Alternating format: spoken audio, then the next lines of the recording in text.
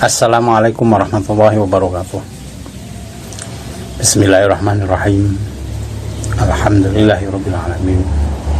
Pemirsa, bertemu kembali dengan saya Zainal Abidin. Malmatiyah,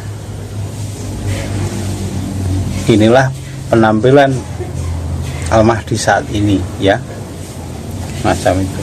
Saya melihatnya bahwa penampilan Al-Mahdi saat ini memang seperti yang dipahami oleh pemahaman ahli tauhid, yaitu jalat semacam itu, ya.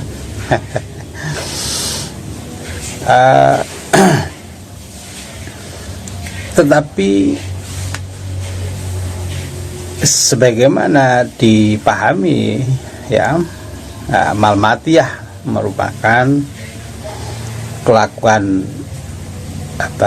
kesehariannya semacam itu. Sebab ini tidak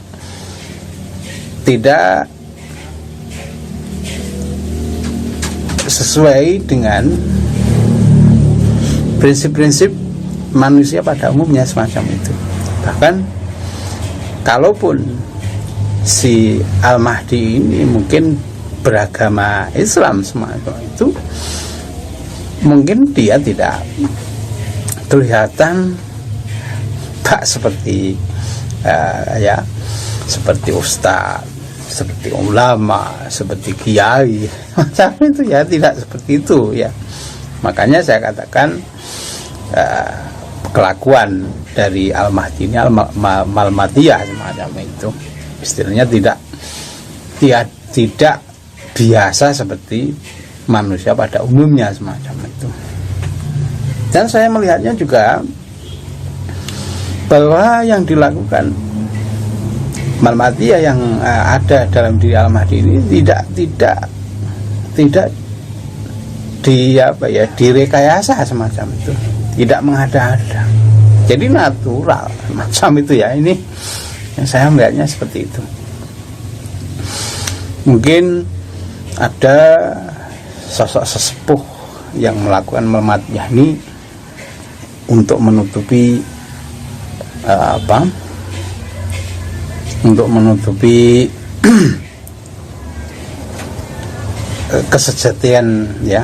kesejatian dirinya agar tidak diketahui oleh manusia pada umumnya, sehingga melakukan perbuatan-perbuatan yang di luar jalur syar'i misalkan, ya, semacam itu, ya.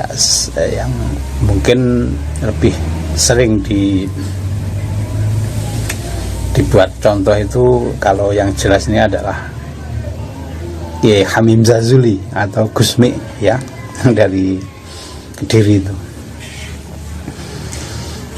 Ini memang Gusmi tataran tauhid ketinggiannya ini sebagai waliullah katanya seperti itu, ya.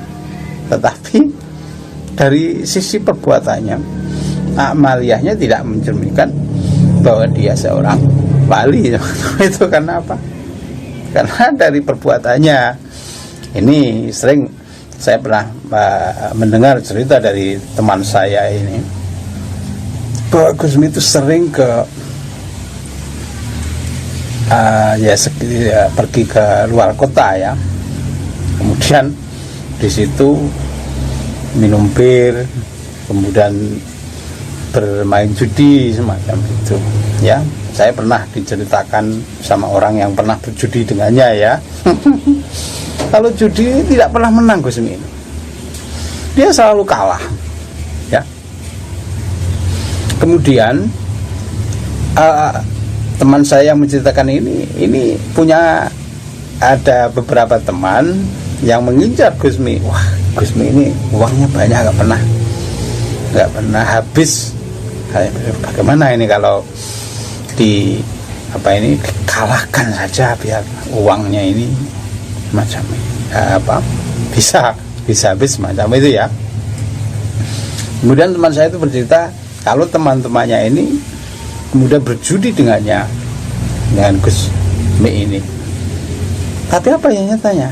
Setelah ya dalam hatinya ditantang untuk akan dihabiskan, ini justru ya ini teman saya dan teman-temannya ini tidak menang sama sekali, justru kalah. Macam itu. Inilah yang dilakukan oleh Gusmi, ya, macam itu. Dan itu sebagai bentuk amal madiyah, lalakon Gusmi semacam itu, ya. Saat ini pun saya melihat bahwa yang dilakukan Sadruddin Al-Mahdi, Buddha Angon, ya semacam itu, ya. Tetapi Al-Mahdi yang dilakukan oleh Al-Mahdi ini tidak serta-merta, tidak disengaja semacam itu, melakukannya seperti itu, ya. Ya, memang lakukannya seperti itu. Jadi walaupun seperti lelakon Malmadiyah, tapi dia hanya sendiri tidak menyadari hal itu sebagai upaya agar tidak diketahui, tidak seperti itu. Kalau saya melihatnya natural semacam itu, ya. Sehingga kalau saya lebih meyakini kalau yang dilakukan Al-Mahdi ini memang benar-benar natural, alam yang membimbingnya, Allah yang menghendakinya semacam itu. Jadi tidak ada rekayasa untuk menutupi ke-Al-Mahdiyannya ini, kemudian dianya membuat perilaku Malmadiyah agar tidak diketahui oleh sampean Syam. Tidak seperti itu. Saya melihatnya seperti itu, ya. Jadi kayaknya natural saja. Kalau dia dipandang sebagai Malmadiyah ini memang kehendak Allah, murni kehendak Allah dan tuntunan alam semacam itu, ya. Sehingga tidak ada upaya untuk misalkan agar dianya terpilih sebagai Al-Mahdi lalu berbuat misalkan, ya, muslah untuk tirakat, wirid seperti itu, ya. Tidak ada semacam itu. Sehingga jika dia pun melakukan hal-hal lelakon seperti itu, ini murni bimbingan Allah, petunjuk Allah dan bimbingan alam semacam itu, ya. Sehingga Malmadiyah yang ada dalam diri Al-Mahdi ini benar-benar ini murni kehendak Allah dan bimbingan alam, sehingga tidak seperti kebanyakan sesepuh misalkan agar tidak diketahui kengalimannya, misalkan, ya, keulamaannya semacam itu, sehingga menutupi dengan perbuatan-perbuatan yang menentang ajaran-ajaran semacam itu, ya. Tidak seperti itu kalau saya melihatnya. Saya melihatnya murni petunjuk dari Allah, murni bimbingan alam macam itu, ya. Sehingga jika Al-Mahdi menerima seperti yang saya narasikan di video-video yang lalu, ya, kalau dia sudah menerima wahyu ini semacam itu, ya, wahyu Cakraningrat, wahyu dan yang wahyu yang lain, ini memang natural seperti itu, ya.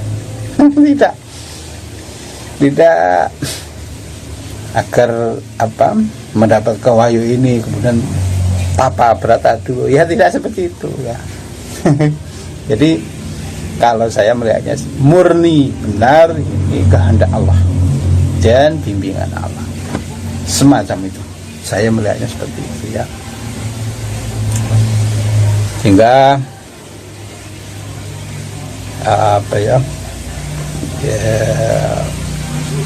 termasuk sampai saat dia dieslah dalam semalam, dia pun juga tidak menyadarinya kalau dia dieslah dalam semalam semacam itu, ya.